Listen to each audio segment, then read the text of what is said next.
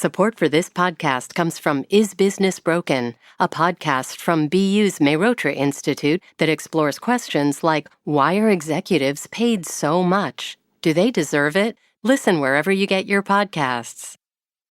WBUR Podcasts, Boston.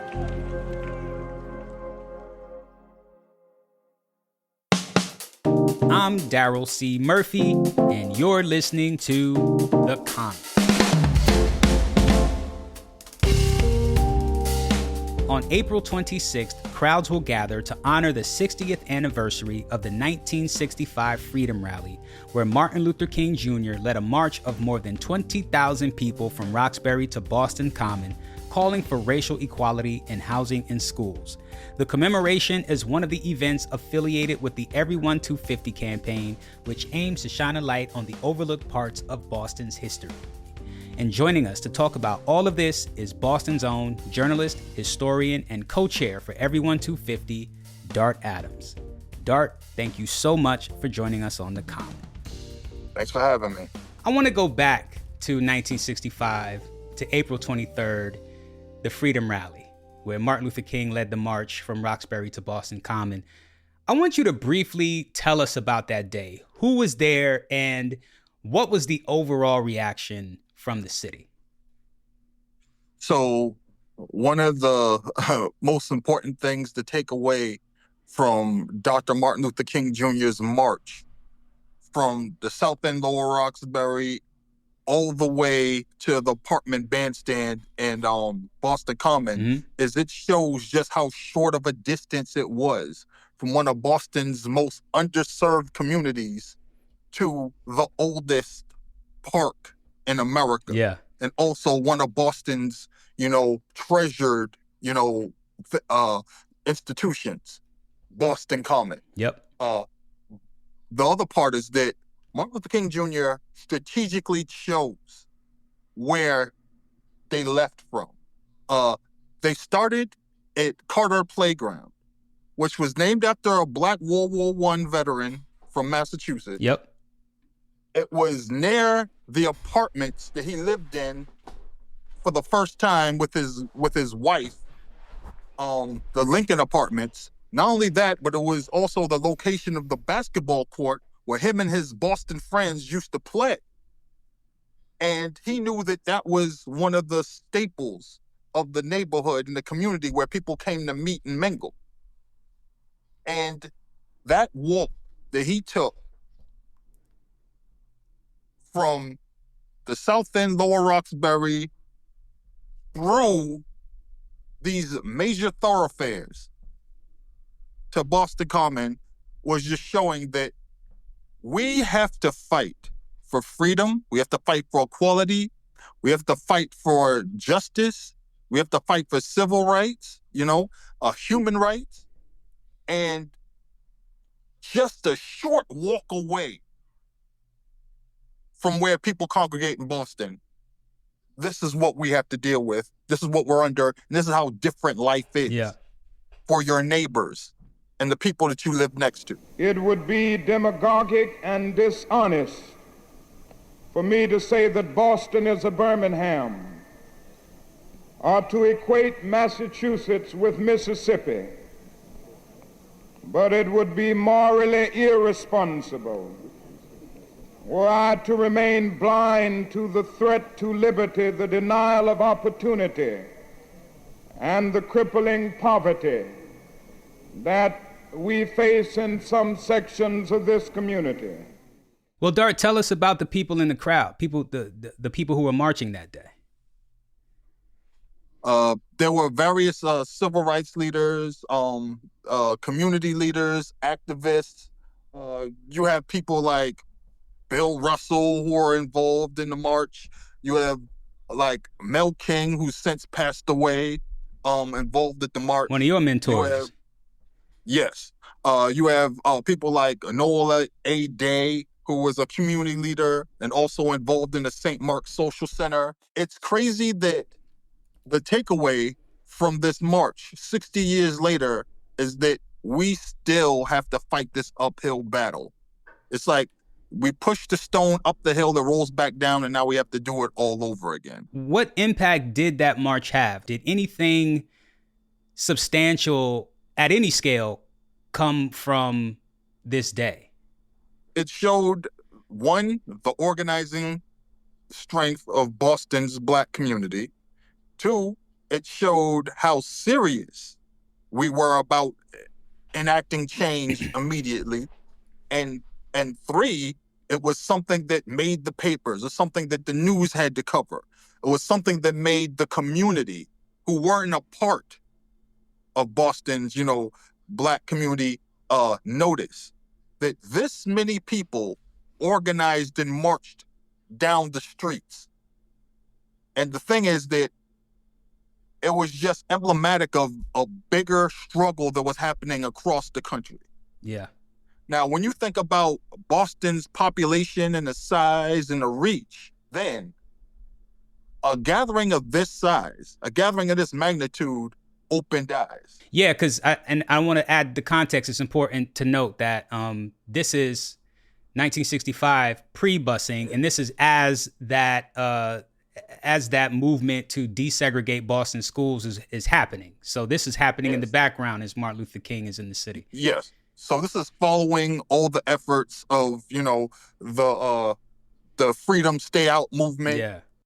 This march just showed that Boston was on the same accord as all the cities along the East Coast. We are fully into the civil rights movement. We assemble here to say to Boston and to say to the nation that we can no longer tolerate racial segregation.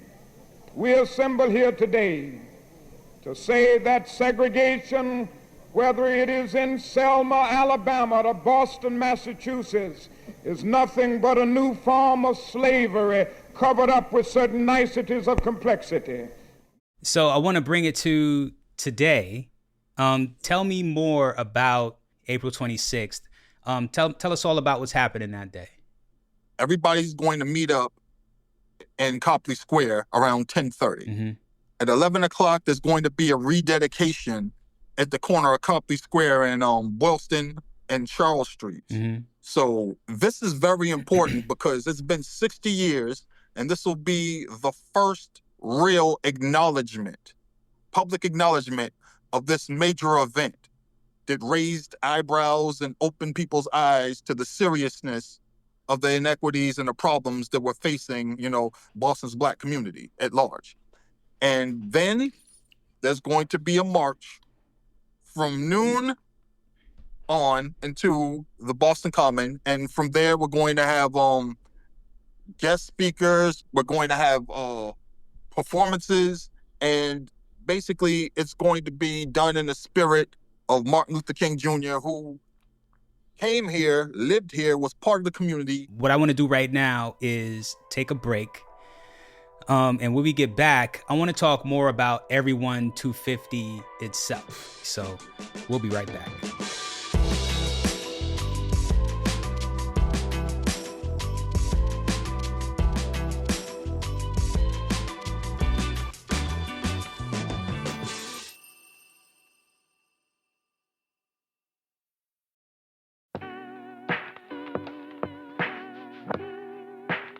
And we are back with journalist, historian, and co-chair of Everyone 250, Dart Adams.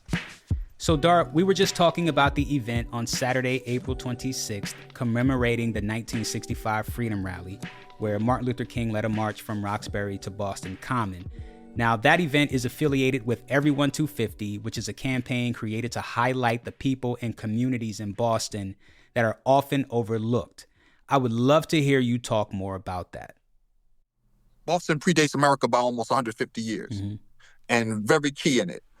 So it was one of the key cities that people were going to visit for the bicentennial in 1976. You had people in office who were given the task of finding all these key historical places in Boston to highlight for people when they visit. Boston's Black community was left out of that narrative a lot between 1975 and 1976. Then you fast forward to, and this is the second layer, Boston celebrates its 350th anniversary. So between 1979 and 1980, as a child, I saw people going around and putting plaques and stamps on things for the Boston 200 campaign. So I'm seeing plaques all over the place. I'm seeing people talk to people and trying to figure out more of these historic sites to highlight what represents Boston coming into its 350th year. And our task is to think that now we have this incredible opportunity that America is going to be celebrating its 250th anniversary. And we know that there's another anniversary coming around the corner for Boston in 2030. How are we going to change that gulf? How are we going to change that space of Boston's Black, Latino, Asian communities not being represented in the image of what Boston is for people to come to visit? Boston culture, as we know it, has a lot to do with the immigrant communities, has a lot to do with the minority communities, has a lot to do with the neighborhoods, the side streets, and that is the true essence of what Boston is versus its national image. And we don't want to do it a disservice anymore. We want to highlight it, show it all off, and reveal it to the world. And so now you're the co-chair for Everyone 250. You're a co-chair for Everyone 250, yes, excuse me. Who else is involved? So I'm a co-chair for the Historic Sites Committee. We have Janae Osterheld. She's also involved. From the Globe's Beautiful Resistance? Yes, from the Globe of Beautiful Resistance. We have, of course, Amari, who's in charge of everything. Amari Parrish Jeffries. Jeffries. He's the head guy in charge. So we have all these amazing people from all these different walks of life, all these different, areas and spaces, and we all come together under a rainbow coalition like Mel King envisioned to present Boston to the world. What other events is Everyone 250 working on? What is the end goal? Is there a sunset for Everyone 250, or how will this continue on into the future, this work? The idea is to get us to first summer 2026. Yep. And have people come visit Boston and see all the things that we've done to highlight all these different communities that normally, aren't highlighted in what Boston is. But then this continues and spills over into involving the Boston public schools, and Boston colleges and universities, changing, the way we teach history in Boston, the way we frame Boston, and it spills over until 2030. When we celebrate Boston's 400th anniversary. So we've already established, this is Boston and how much has changed and how much, we've affected the culture of this city. Well, now we're going to further push it, going into the 400th anniversary of Boston. This is going to be something that we continue doing going forward. We can't go back to having everybody think Boston is what its image is. We need to transform people's thought process when it comes to Boston, and that is going to be an ongoing thing that we do. Understood. Well, Dart, thank you so much for talking with us today, sharing this history with us and reminding us that, Boston is a lot more than what is presented as sometimes. So thank you so much. Thank you for having me. That's journalist, historian, and co-chair of Everyone 250, Dart Adams. And that's our show for today. Thank you so much for listening to The Common, which is produced by myself and Franny Monahan. It's mixed by Marquise Neal and edited by Yasmin Ammer. And our theme music is Me from Hisu. And from the newsroom of WBUR, I'm your host, Daryl C. Murphy. I'll talk to you next week.